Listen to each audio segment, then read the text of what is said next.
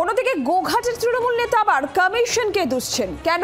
নিজে এককালে পঞ্চায়েত সদস্য ছিলেন, স্ত্রীও প্রাক্তন পঞ্চায়েত সদস্য, অথচ 2002-এর এসআইআর তালিকায় নাম নেই গোটা পরিবারের।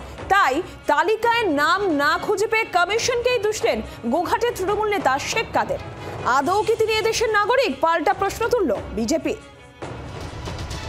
এ রাজ্যে শেষবার এসআইআর হয়েছিল 2002 সালে, আর সেই সময় স্থানীয় পঞ্চায়েত তৃণমূল সদস্য ছিলেন হুগলির গোঘাটের শ্যামবাজার এলাকার বাসিন্দা শেখ কাদের। তার আগে একই পঞ্চায়েতের সদস্য ছিলেন কাদেরের স্ত্রী।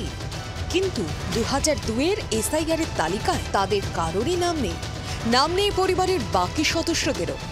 ভোটার তালিকায় নিবেশ শুরু হতেই বিপাকে পড়েছে তৃণমূল নেতার গোটা পরিবার। তালিকায় নাম খুঁজে না পেয়ে কমিশনকে দুষছেন শেখ কাদের। 98 সালেও মেম্বার ছিল, তারপরে আমি তারপরে মেম্বার হয়েছি 5 বছর পরে। তাহলে আমাদের ভোটার লিস্টের নামগুলো গেল কোথায়?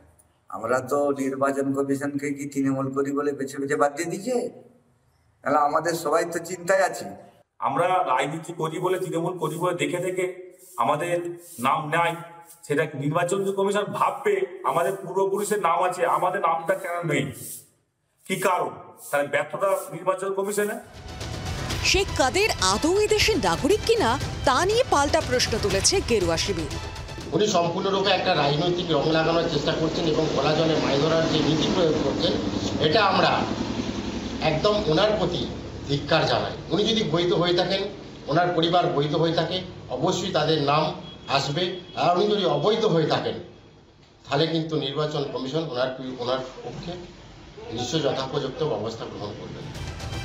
আপাতত স্যারের হাতে চলছে এককালের জনপ্রতিনিধি ভোট ভাগ্য। হুগলি থেকে দিব্যেন্দু সরকারের রিপোর্ট, জি24 ঘন্টা। বাংলার আওয়াজ, বাঙালির আবেগ, জি24 ঘন্টা।